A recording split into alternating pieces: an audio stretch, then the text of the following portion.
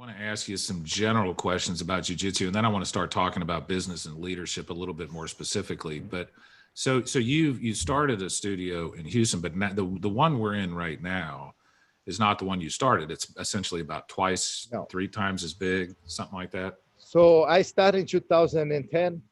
Yeah. Was across the street from whatever we located today. Yeah. Was across the street where they have Discount Tire and the Boyer shooting range. Yeah. So I opened the first location. Year and a half after I opened, we have 300 students. Yeah. So it was like people was canceling because they say it doesn't fit me in a class. I come to the class, I have to go because it doesn't have space. Yeah. So at that time, I tried to rent the next door, but they already rent. So I had to rent the next door. So I have two stores and one mall, separated by walls.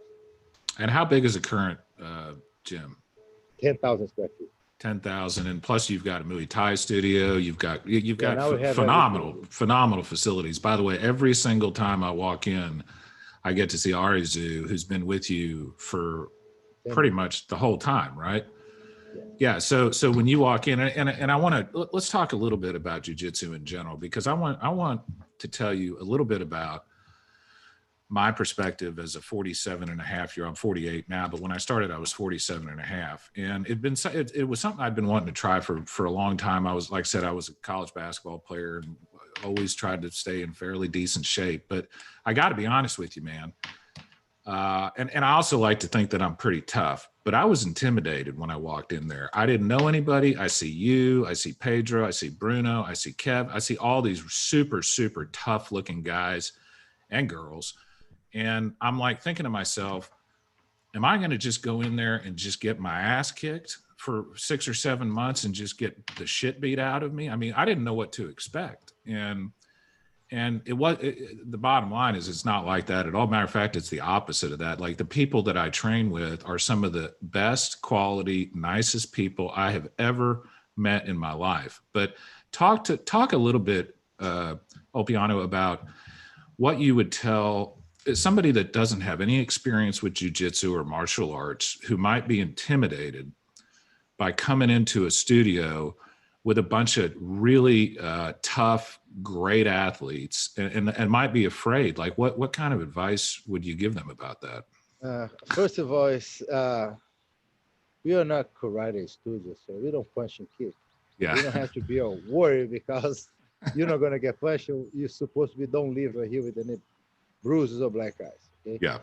And like I explained in the beginning, Gracie Barra, Master Carlos, and the people that run Gracie Barra, they kind of develop a system which make jiu-jitsu accessible for everybody. Yeah, for sure. What do you need? No, you're not. So Gracie Barra created a system where it's actually, you don't even do the life training till you know what to do. Yeah. The biggest cancellations or give up, it's the people that get hurt. Yeah. So I'm not going to let you do something that you don't know what to do till you know what to do. Yeah. I'm not going to give you a bike on the first day to teach you how to ride a bike. I'm not going to put you, okay, heel down. Yeah. I'm going to put it on a flat surface, because if you fall, you can put your foot on the ground and don't get hurt, Yeah. And what I say is this is a workout. Jiu-Jitsu classes today is a workout that you can come, have a great workout with something that is not boring, because sometimes go to the gym, lift weight is boring. Yeah. And, and also it's a good place to forget for 1 hour about your problems, because everybody's in a good spirit, everybody's in a good mood, and everybody's willing to help each other. Yeah. And as far as the competition, it's something that you can go against your partner 100% without get hurt. You want to take your stress out, you go to jiu-jitsu class, you come home ready to sleep, And it's the different levels, because some people do just as a workout, some people do because they want to compete. Some people want to embrace the lifestyle, which is to eat healthy because you start to think, to train better tomorrow, I'm going to eat better today. For sure. So it's like a gym.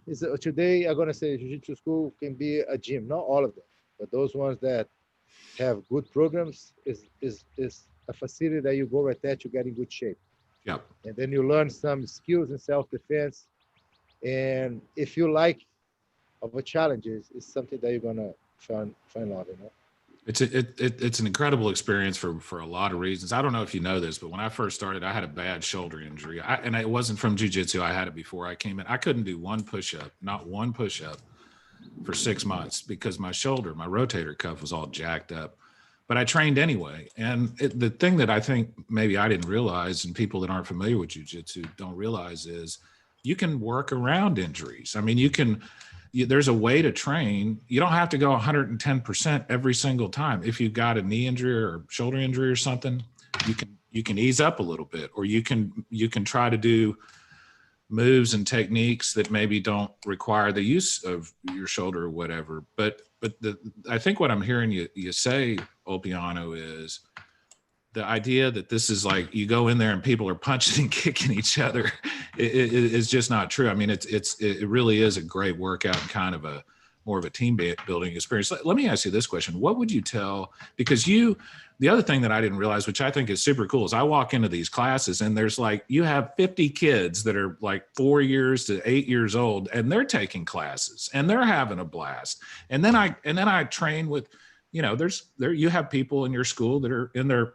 I think Pat's almost 60 years old now. You got people that are in their 50s and 60s. So there really is no age limit to jiu-jitsu. You can pretty much start as young as you want. You can train as long as you want. What I heard more from people is this: why I didn't find jiu-jitsu 20 years ago. Yeah, I've said that 100 times since I started. That's my big regret. I get messages, people say, I wish I find this 20 years ago. Yeah. So it's because, again, it's a taboo that people have, that, jiu-jitsu school, you're going to get there, you're going to have cauliflower ears of UFC fight. It's not. Yeah, yeah. I'm going to say it's a church. A church. Yeah, for sure. Then you go right there. It's 1 hour that you go. My job is to make sure that 1 hour that you spend at West Chase is the best hour of your day. Yeah. Yeah, I was talking to my phone, just text message right here. It's a guy that I teach him every week. Okay. So this guy is an executive big time. He just say, unfortunately, my flight get delayed to a mechanical issues. I won't be able to make the class. So he travel every week right here just to get the class and go back home. Wow. He don't even live here. That's absolutely. Because he say is the best hour and a half of my week. Yeah. He say, I count the minutes to arrive at your school. He used to live right here. He moves. Yeah. But he say, I will not stop to train with you. So every Friday he has a class with me. But like I say, it's because it's a therapy for him. For sure. And that's how it should be for everybody. Master Carlos is 64 years old, in great shape. You think Master Carlos trained with Pedro? No, you're not. Yeah. He will train with the older people. Yeah. Just to play, to have, like you're going to play soccer. You're not going to play soccer with the college boys. You can't run like that. Yeah. Me, you with 40 something, you can run. Yeah. So, so you have to adapt your needs to have fun on your terms. You're going to play soccer with your own friends, 40, 45. Yeah. What I mean? Well, I was kind of dumb because I had one of my things I promised myself when I came in is I said, anybody that asked me to roll, I'm not going to say no to anybody. Whoever, I don't care how big, how small, how old, how young. If they ask me, I'll say yes, because I was like, I'm gonna prove myself. But I'll tell you another quick story, Ulpiano. So my best friend in Dallas, he's been my best friend for almost 30 years. His wife is Russian, but she's the biggest American you'll ever meet. He's got a son. And when I started jiu-jitsu, I started calling him up at night after class, and I would be like, man, you have to do this. This is like one of the best things I have done in the last 15 years of my life. You have to give this a shot. And I kept pressing him, and I was pressing my boys, and I was pressing another friend of mine. And now my friend in Dallas, his wife, his son, my other friend in Dallas, and both of my boys are doing jiu-jitsu. And the Russian lady is, she's totally addicted. She's 47 years old and she goes 5 times a week now. They train under it's not Carlos Machado, but it's a Machado jiu-jitsu gym, and they just went out and had dinner because their instructor got his 6th stripe on his black belt recently. But they're totally and completely addicted.